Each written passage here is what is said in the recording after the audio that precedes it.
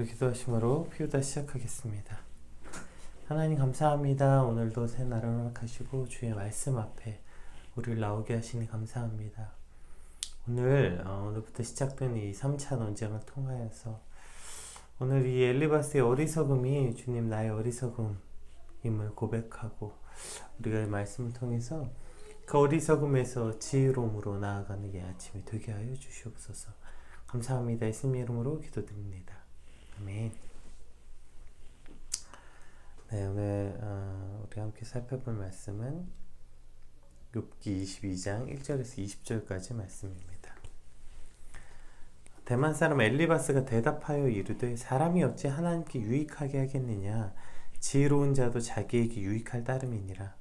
내가 의로운 전능자에게 무슨 기쁨이 있겠으며 내 행위가 온전한들 그에게 무슨 이익이 되겠느냐.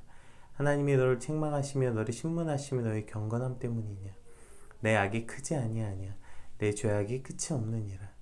까닭없이 형제를 볼모로 잡으며 헐벗은 자의 일복을 벗기며 목마른 자에게 물을 마시게 하지 아니하며 줄인 자에게 음식을 주지 아니하였구나. 권세 있는 자는 토지를 얻고 존귀한 자는 거기서 사는구나. 너는 과부를 빈손으로 돌려보내며 고아의 팔을 꺾는구나. 그러므로 올무들이 너를 둘러있고 두려움이 갑자기 너를 엄습하며 어두움이 너로 하여금 보지 못하게 하고 홍수가 너를 덮느니라. 하나님은 높은 하늘에 계시지 아니하냐. 보라, 우두머리 별이 얼마나 높은가. 그러나 내 말은 하나님이 무엇을 하시며 흑암 중에서 어찌 심판하실 수 있으랴. 빽빽한 구름이 그를 가린지 그가 보지 못하시고 둥근 하늘에 거니실 뿐이라는구나. 내가 악인이 밟던 옛적 길을 지키려느냐. 그들은 때가 이르기 전에 끊겨버렸고 그들의 터는 강물로 말미암아 함몰되었느니라. 그들이 하나님께 말하기를 우리를 떠나소서 하며 또 말하기를 전능자가 우리를 위하여 무엇을 하실 수 있으라 하였으나 하나님이 좋은 것으로 그들의 집을 채우셨느니라. 악인의 계획은 나에게서 머니라. 의인을 보고 기뻐하고 죄 없는 자는 그들을 비웃기를 우리의 원수가 망하였고 그들의 남은 것을 불이 삼켰느니라 하리라. 아멘. 오늘 본문은 오늘 본문이 22장부터는 그 3차 논쟁이 시작됩니다. 네, 벌써 3차 논쟁까지 왔죠. 네, 3차 논쟁에서는 엘리바스와 욥 그리고 빌닷과 욥 이렇게 논쟁만 기록되어 있고 소발의 변론은 이제 등장하지 않습니다.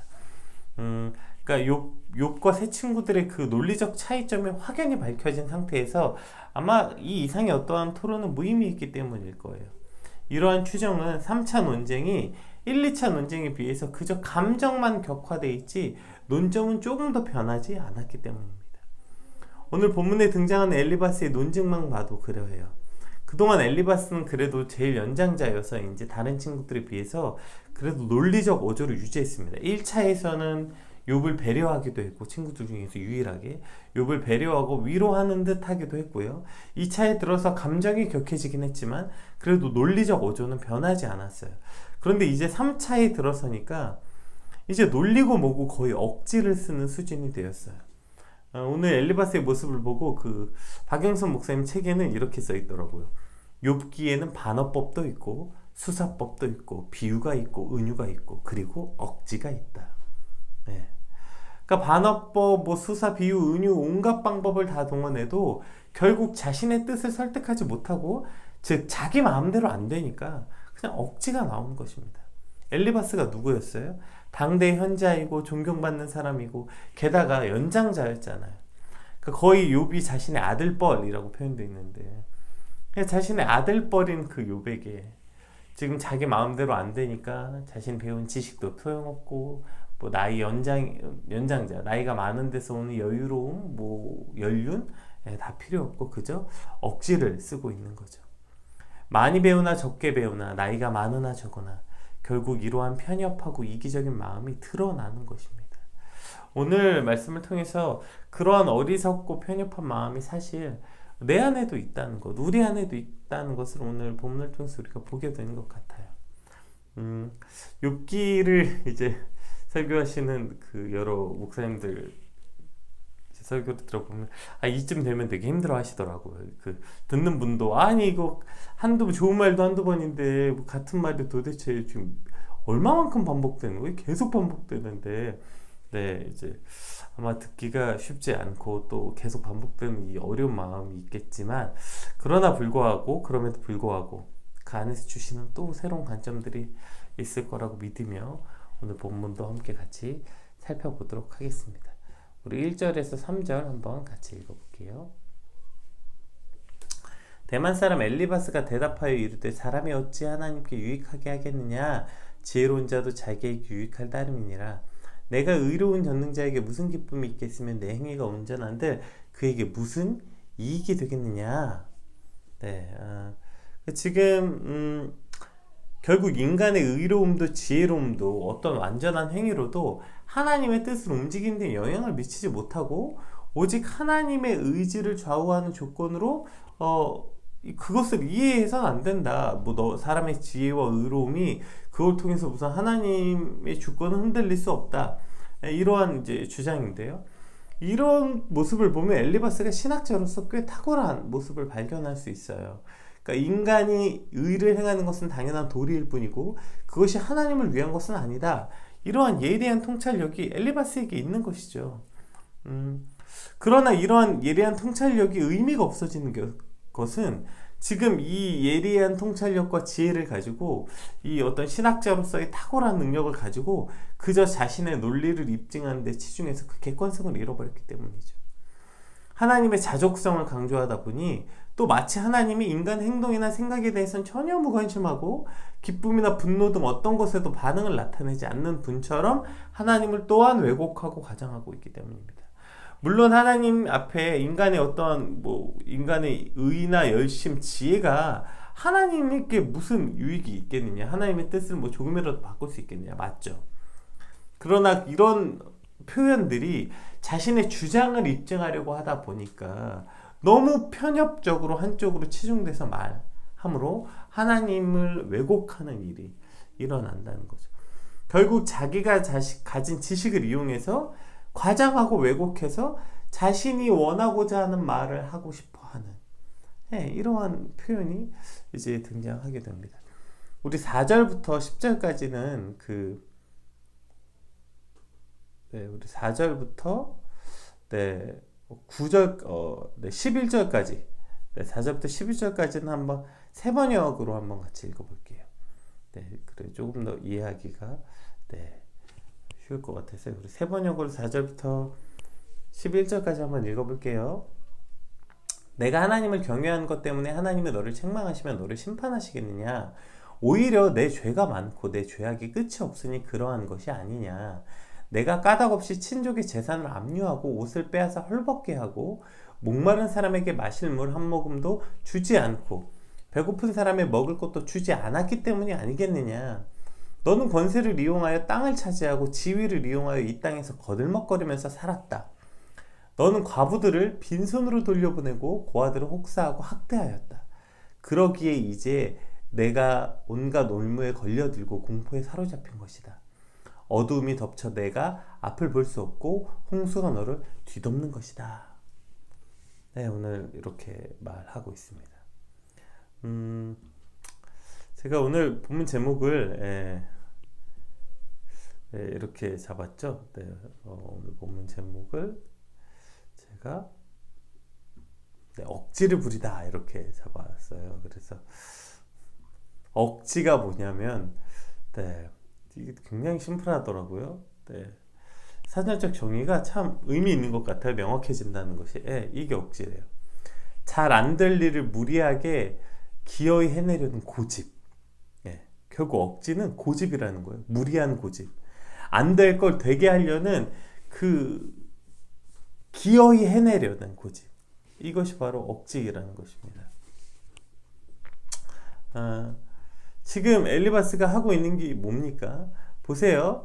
자, 하나님에 대해서 어떤 신학적 관점으로 왜곡을 시작하더니 3절 4절에서 자, 그렇기 때문에 하나님이 너가 잘못이 없는데 그렇게 했겠냐, 아마 네 죄가 있어서 그럴 거다 라고 하면서, 그래도 앞에서는 어떠한 네가 모르는 죄가 있을 거야 라고 계속 얘기를 했는데도 욥이 아니라고 말을 하니까 이제 죄를 만들어냅니다. 마치 옛날에 그 우리가 흔히 영화나 드라마 소재로 등장하는 그 뭐죠?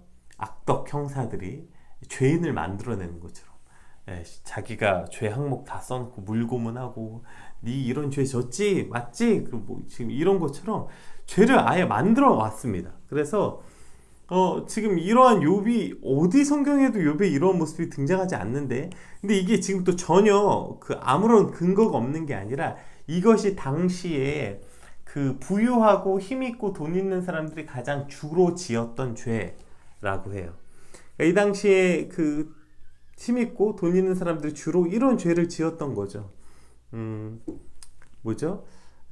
배고픈 사람이나 목마른 사람을 돌보지 않고 권세를 이용해서 땅을 차지하고 거들먹거리고, 과부들과 고아들을 돌보지 않고, 이것이 이제 그 당시에 그 힘있고 돈 있는 사람들이 가장 많이 지었던 그 죄 중에 하나인 것입니다.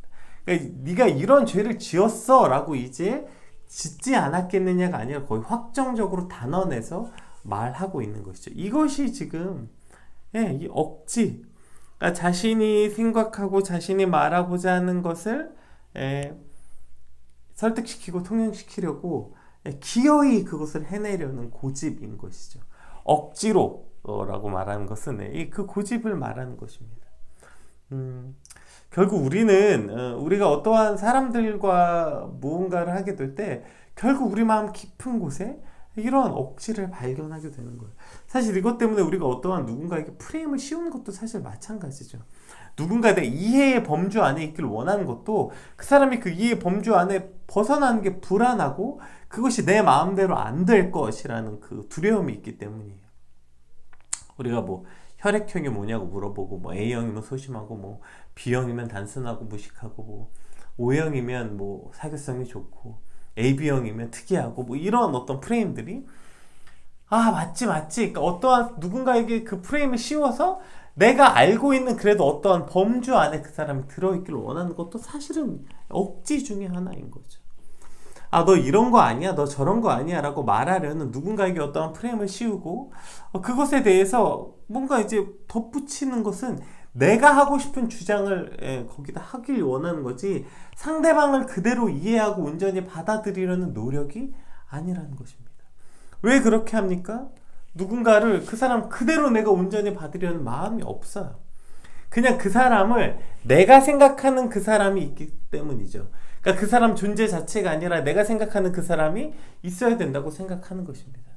결국에 지금 한 인격체로서 욥을 대하고 한 인격체로서의 욥이 아니라 지금 이 친구들에게 욥은 자신이 생각하는 욥, 악인이어야 되고, 왜냐하면 그렇지 않으면 그 욥의 당하는 고통이 자신들도 너무 두렵거든요. 그거 이해할 수 없거든요. 그럼 자기들도 욥처럼 될 수밖에 없으니까 자신들이 평생 지켜왔던 신념, 자신들이 생각했던 어떤 시각적 틀을 깨지는 게 너무 두려웠기 때문에 끝까지 억지를 부리고 있는 거죠. 그걸 부리지 않으면, 욥을 그러한 프레임에 씌우지 않으면 자신들이 여태까지 믿어왔던 것들이 무너지는 게 두려웠기 때문입니다. 따라서 이들에겐 지금 욥 자체 한 명의 인격으로 그대로 그를 있는 모습 그대로 볼 수 없는 것입니다. 그래서 자신들이 만들어 놓은 프레임에 욥을 가두고, 심지어 그렇지 않겠냐 추측하다가 그것도 안 되니까 이제는 확정 지어버린 거죠. 너 이런 죄가 있어. 너가 가난한 사람들 거 빼앗았고, 너 그거 네가 땅 가지고 다른 사람들 거 땅 가지고 네가 더 투자해서 너 억지를 부렸고, 너가 그렇게 거들먹거렸고, 고아와 과부 너 돌보지 않았어. 너의 그런 죄악들이 오늘 이런 결과를 가져온 거야 라고 지금 단정적으로 말하는 것을 볼 수 있게 되는 것입니다. 아까 말했듯이 엘리바스 어떤 사람입니까? 당대의 현자, 그리고 나이도 그렇게 많은 연장자, 연륜이 있는 사람. 우리가 연륜이 쌓이면 그래도 세상을 조금 더 넓게 볼 수 있는 그런 경륜이 쌓인다고 말하지 않습니까? 그런데 그 모든 지혜도 경륜도 뭐 앞에 전부 소용이 없어지는 거예요? 이 억지 앞에 소용 없어지는 거예요.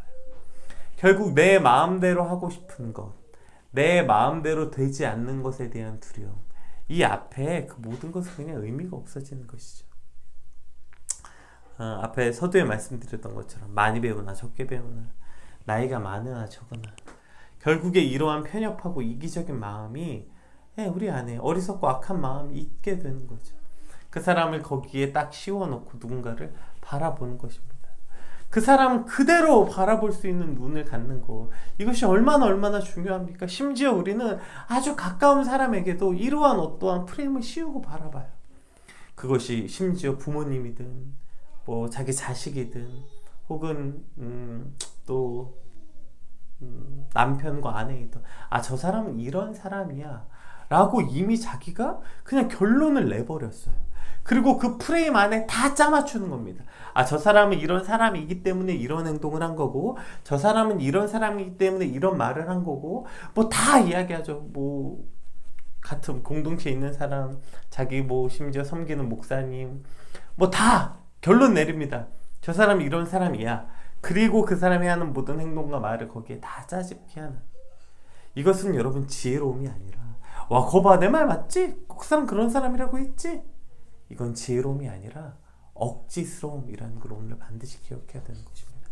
이것은 지혜로움이 아니라 악함과 어리석음의 억지라는 것을 기억해야 되는 것. 누군가 우리가 어떠한 프레임에 씌우고, 거봐 그 사람 그럴 줄 알았어, 그 사람 그래서 내가 그렇다고 했잖아, 이러한 어떠한 그 프레임들이 결국 우리가 그 사람을 온전히 바라보지 못하게 하고, 그 사람을 하나님이 지으신 하나의 인격체로서의 보는 게 아니라 내가 마치 하나님의 입장에서 그 사람을 프레임에 씌웠다는 사실을 우리가 기억해야 됩니다. 만약에 여러분 하나님이 혹은 예수님이 우리를 그런 프레임에 씌워서 보셨다면 여러분 우리가 여기서 이렇게 존재할 수 있겠습니까?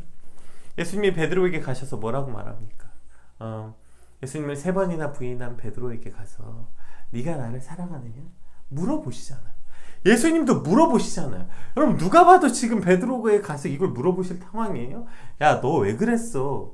이미 결론 짓고 확정 짓고 말하는 게 당연한 거 아닙니까? 근데 예수님 그렇게 하잖아. 넌 날 배신한 자야 라는 프레임, 너 맨날 그렇게 나대더니만, 너 그렇게 맨날 나대고 입만 살아가지고 너 그런 성향, 너 언젠가 큰 코 다칠 줄 알았어. 너 그렇게 다혈질적이고 내가 그렇게 하지 말라 그랬지? 예수님이 어떠한 이런 것도 하지 않아요. 물어보십니다. 그냥 네가 날 사랑하느냐? 그렇다면 내 양을 먹이라. 끝까지 베드로를 믿고, 아니야 너는 그런 사람 아니야, 너는 내 양을 맡길게 너에게. 베드로에게 나를 사랑하냐고 물어보시고 베드로에게 사명을 주신 그 예수님이 그냥 끝까지 용납하시고 나를 끝까지 인격적으로 대해주시고 나를 그렇게 봐주신 그 예수님 때문에 사실 오늘도 우리가 여기 있는 거 아닙니까? 만약에 예수님의 시선이 우리에게 그러한 시선이었다면, 야 너는 늘 넌 진짜 하찮고 별거 아니고, 어떠한 이런 프레임에 씌우는 거, 이건 누가 하는 일입니까? 이건 늘 사탄이 하는 일입니다. 사탄은 늘 오늘도 우리를 어떠한 틀에 가두고요, 그 틀에서 우리를 정죄하고 어떠한 틀 속으로 우리를 끌어들이지만, 그러나 복음은, 그러나 예수님은 우리를 그 모든 틀에서 깨시고 우리를 그 모든 죄악에서 건지시며 우리의 무한한 가능성이 진리 안에서 자유할 수 있게 하시는 분이라는 것입니다. 따라서 결국 우리가 누군가에게 이러한 프레임을 씌우고 억지를 주장하는 것이, 이것이 죄악의 파편이구나, 죄로부터 근거한 것이구나, 그것은 통찰력도 아니고 그것은 지혜로움도 아니구나, 이것을 우리가 반드시 깨달아야 하는 것입니다. 하나님, 오늘 우리가 만나는 누군가에게 우리가 그 통찰력을 기만해서 무슨 내가 사람을 볼 줄 안다는 착각을 벗어나서 그 모습 그대로, 그 사람이 어떤 프레임이 씌우지 않고 그 모습 그대로 받아들이는 인격체, 그 사람 그대로를 용납하는 주님, 그러한 참 지혜로움, 예수님이 나에게 하셨던 그 마음들 우리가 간구하길 소망합니다. 오늘 간구하는 저 여러분 되시길 축복합니다. 우리 11절부터 우리 12절부터 20절까지도 이거 세번역으로 한번 읽어볼게요. 하나님이 하늘 높은 곳에 계시지 않느냐? 저 공중에 높이 떠있는 별들까지도 하나님이 내려다보고 계시지 않느냐? 그런데도 너는 하나님이 무엇을 아시겠으며 검은 구름 속에 숨어 계시면서 어떻게 우리를 심판하실 수 있겠느냐? 짙은 구름에 그가 둘러싸여 어떻게 보실 수 있겠느냐? 다만 하늘에서만 왔다 갔다 하실 뿐이겠지 하는구나. 너는 아직도 옛 길을 고집할 셈이냐? 악한 자들이 걷던 그 길을 고집할 셈이냐? 그들은 때가 되기도 전에 사로잡혀갔고 그 기초가 무너져서 강물에 떠내려가 버렸다. 그런데도 그들은 하나님께 말하기를 우리를 좀 그냥 내버려 두십시오. 전능하신 분이라고 하여 우리에게 무슨 일을 더 하실 수 있겠습니까? 하였다. 그들의 집에 좋은 것을 가득 채워주신 분이 바로 하나님이신데도 악한 자들이 그런 생각을 하다니 나는 이해할 수 없다. 그런 악한 자가 형벌을 받을 때 의로운 사람이 그것을 보고 기뻐하며 죄 없는 사람들이 그것을 보고 비웃기를 과연 우리 원수는 전멸되고 남은 재산은 불타 없어졌다 할 것이다. 네. 오늘 이 엘리바스의 두 번째는 이제 욥이 네가 어떠한 죄를 지었는지에 대해서 이제 설명했다면, 이제 두 번째 프레임은 뭐냐면 욥이 하나님을 모독했다는 거예요. 하나님을 인정하지 않고 하나님의 그 주권을 인정하지 않았다. 지금 그것을 지금 말하고 있는 것입니다. 그러니까 전지전능한 하나님께서 어떠한 하나님의 통치가 인간에게 미치지 않는 것처럼 욥이 말했다고 지금 말하고 있는데, 그러나 여태까지 욥은 어느 곳에서도 하나님의 주권이나 통치를 인정하지 않는 말을 한 적이 없어요. 그는 자신의 고난까지도 하나님의 역사의 결과로 이해했고 하나님이 그 일을 행하시는 것이라고 믿었기 때문에 끝까지 하나님 앞에 이렇게 부르짖었던 거죠. 다만 고난 앞에 하나님의 섭리를 이해할 수 없다. 이것을 계속 말한 거 아니에요. 그 섭리를 내가 알 수 없다. 그래서 괴롭다. 그런데 엘리바스는 욥이 마치 하나님을 모독하는 말을 한 것처럼 왜곡하고, 욥이 이전에 하나님을 모독하다가 망했던 악인의 길로 가고 있다면서 지금 욥을 정죄하고 있는 것이죠. 확정적으로, 이것은 확정해버렸어요. 확정 편향이라고 말하죠. 그러니까 지금 그가 하나님의 재앙을 당하여 사람들에게 조롱을 당하는 것은 당연한 일이다. 왜요? 욥이 네가 하나님이 그렇게 조롱했으니까. 하나님의 주권을 인정하지 않는 악인들의 말로는 다 그렇다. 네, 지금 이렇게 말하고 있는 거죠. 결국 엘리바스는 이제 변론의 막바지에 이르렀더니 자신의 지혜도 지식도 다 필요 없고 그 객관성마저 상실하고 마치 이성이 없는 자처럼 욥을 정죄하기에 급급한 모습을 보이고 있는 것이죠. 이것이 확증 편향이며 억지인 것이죠. 욥이 아까 어떠한 죄를 지었다고 확정하더니 이제 욥이 했던 말을 가지고 욥이 하나님을 모욕했다, 하나님을 인정하지 않았다, 하나님을 인정하지 않는 악인의 결과는 이러할 수밖에 없다라고 말하는데, 그것이 사실 이제 점점 사실은 앞에는 그래도 꽤나 들을만 했고 그럴 수 있다, 왜곡되긴 했지만 엘리바스의 주장도 그 진리의 한편 단면이다 라고 생각했는데, 오늘 주장은 정말 와, 이게 과연 정말 당대 현자의 말인가 싶을 만큼의 어거지스러운 말들이 너무너무 많이 있죠. 게다가 그 악인들의 집에 좋은 것을 가득 채워주신 분이 하나님인데 악인들은 그런 걸 생각할 수 없다, 나는 이해할 수 없다. 지금 이게 무슨 말도 안 되는 소리입니까? 지금 모든 걸 다 불타 없어진 욥에게 와서 이게 무슨 말도 안 되는 소리예요. 결국 이 모든 것들을 통해서 결국 엘리바스가 하고자 하는 그 일,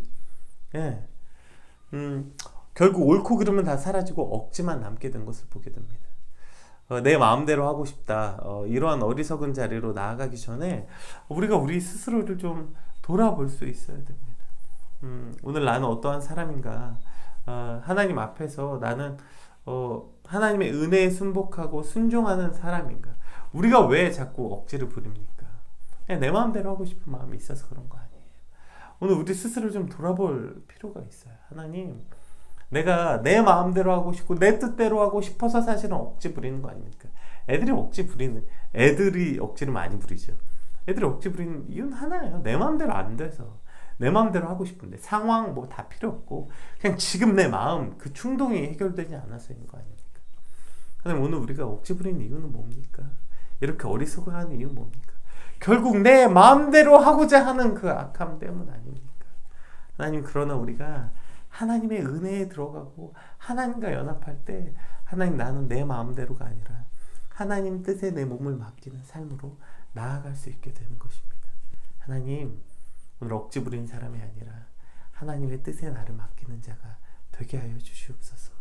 또 억지 부리면서 다른 사람을 판단하고 다른 사람을 그 프레임에 넣는 것이 아니라 예수님이 나에게 그러하지 않으셨던 것처럼 우리도 그 사람을 인격체 그대로서 내 생각과 뭐 통찰력이나 이런 것으로 말도 안 되는 소리로 누군가를 판단하지 않고 그 사람 그대로 인격체를 받아주고 그 사람 그대로의 가능성을 인정해주는 주님 그러한 열려있는 마음과 시선, 예수님의 눈과 마음으로 오늘 우리 사랑하는 사람들을 먼저 바라볼 수 있는 지혜를 달라고 우리 시간 받은 말씀 놓고 함께 같이 기도하겠습니다.